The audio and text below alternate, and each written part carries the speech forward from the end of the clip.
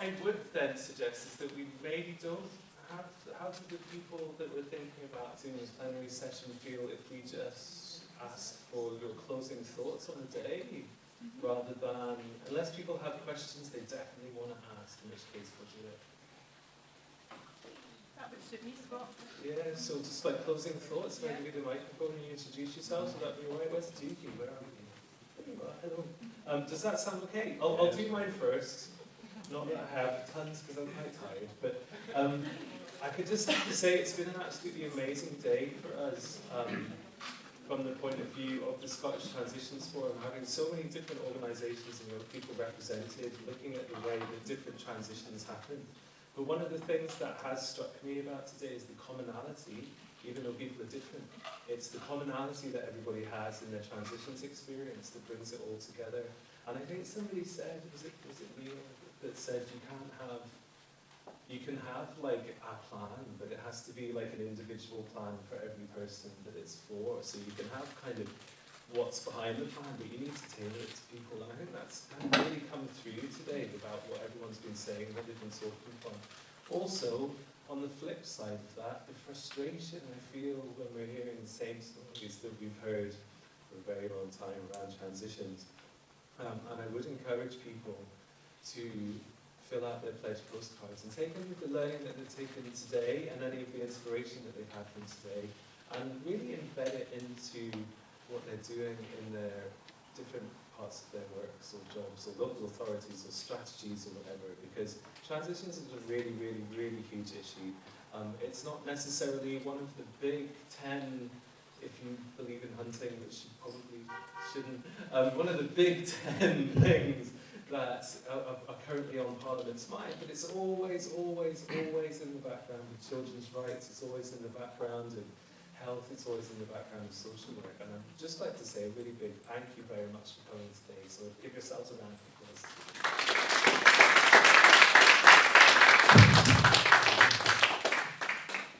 Do you want me to bring it to you? I'll come down, so someone will be at the back. I'll introduce you. This is Pauline MacDonald from Scottish Government, Keys to Life and Health and Wellbeing. Yes, and the rest. So I'll pass it over.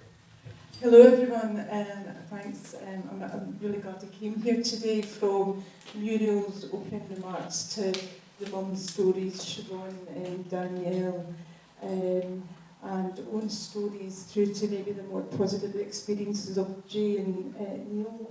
And the organisations I work closely with, CAMIS, Scottish Consortium for Man with Disability, Scots Organisation, Association for Real Change.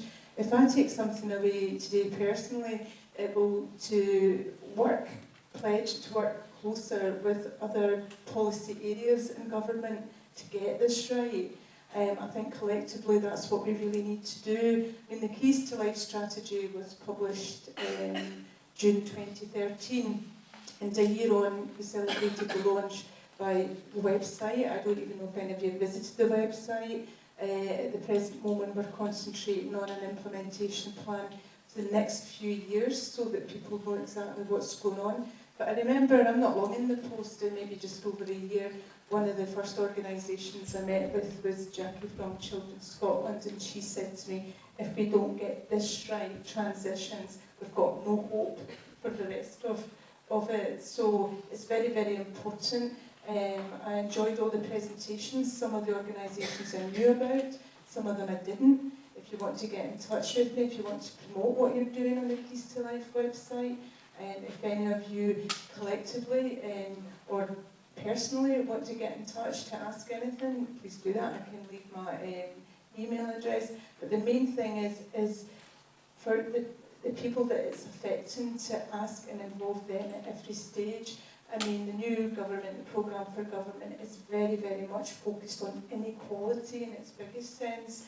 And I think one of the final closing remarks from one of the workers on the last video was for people to have the same expectations as everyone else, you know, not to just be forgotten about, and to be very much needs-based. That came across very strongly with me today, especially from all the mums earlier on that were talking about their dreadful experiences.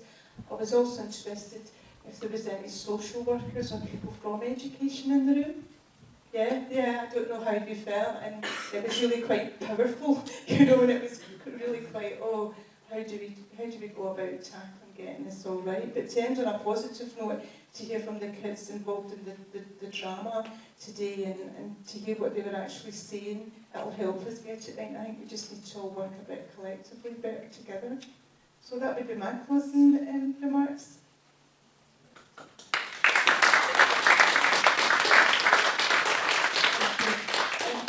That was great, and the whole day I've really enjoyed the presentations, were tremendous, learned a great deal. I just wanted to end on, I noticed the word rights hasn't really come through. There was a mention of the UN Convention on the Rights of the Child. I think it's important this is needs-led, but I think it should also be rights-led. I work with the Commissioner for Children and Young People, and I think part of this is about holding government to account to the promises they made to children and young people, and particularly disabled children and young people, when they signed the UN Convention on the Rights of the Child. It was touched on a bit earlier by the woman from the Scottish Consortium.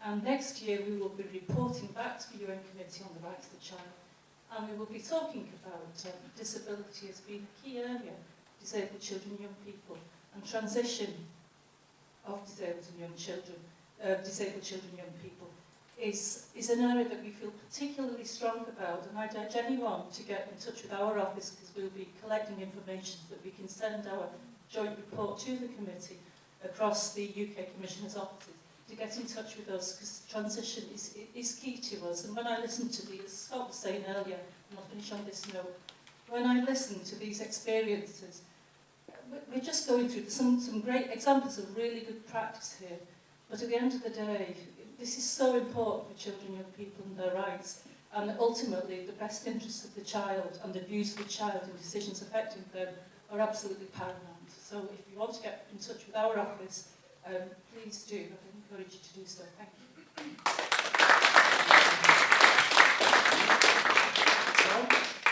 Would you like to do some closing statements? I don't know if you want to stand here behind the pillar. Yeah, I'm fine.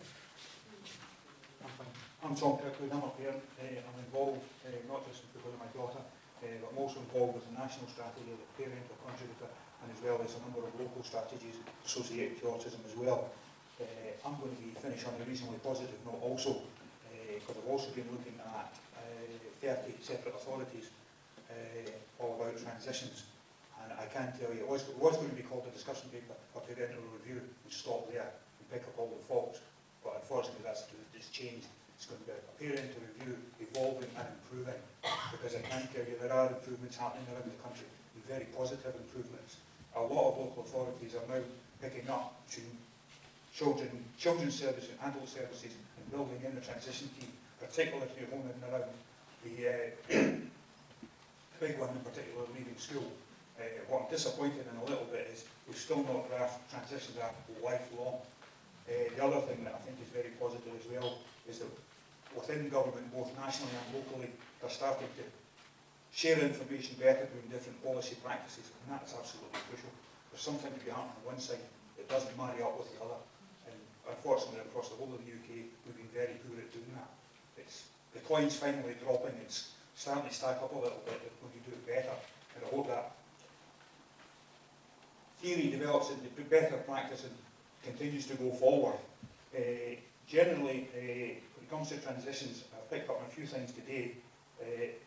I'm disappointed to hear that we're still not marrying GIFREC properly up to the outcome-focused assessment when it comes to adult services. As we get them better, and marry that up better, which can only be done positively with a parental, individual, the young person themselves, and professional partnership, truly teaming up.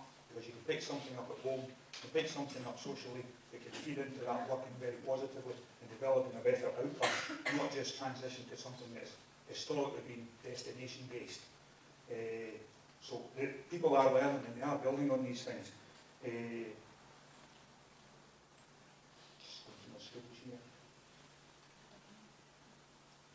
Yeah, I think that's me actually. Yeah. Okay. Thank you, Tom.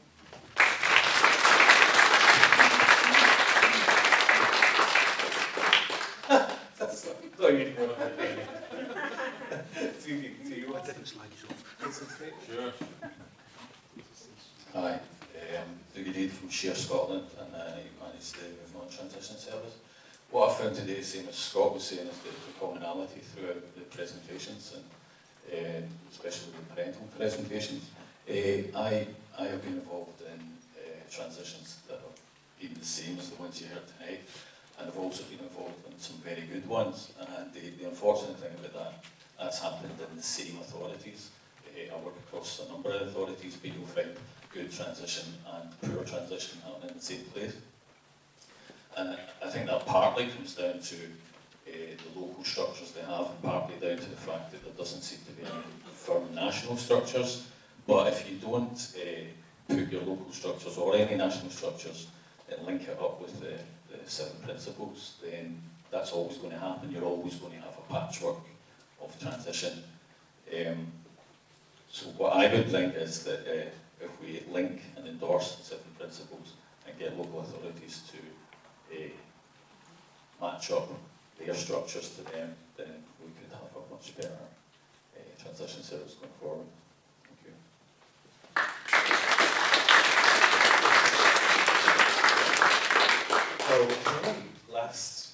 I realise the pizza's going to be 15 minutes, and I don't think I've got 15 minutes of chat left in me, to be honest. But I would like to invite up on the stage Jeanette, and Gillian, and Linda, and Margaret, if she's here, just for 2 seconds. Good. That's nice to embarrass you, because you've been working away in the background. Just Gillian on behalf of everybody. I mentioned at the start of the presentation that we would thank you again, and this is the opportunity to do that, because without these 4 stalwarts helping organise all of this event, many a meeting had, many cups of coffee drank, we wouldn't be all here today doing this and be able to help all of the presenters present and look towards the future and helping transition. So I'd like to say a massive thank you to these 4.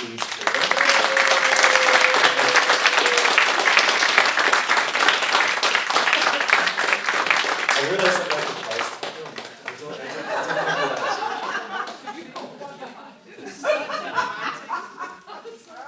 Happy Valentine's Day. It's Black Friday. There's one spare in case, you know. Yeah. Just thank you very much. Thank you. So, but on behalf of the Scottish Transition Forum, thank you, and thank you to all the presenters, and evaluation pledge postcards will be my last words, and please join us for the band that should be starting at 6:30.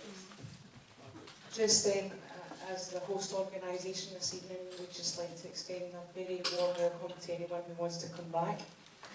Thank you very much for today, for coming along and listening to a lot of the stories. There's one person in here tonight who's done a tremendous job of capturing these moments today for us, and that is Andy Crossan, our media manager.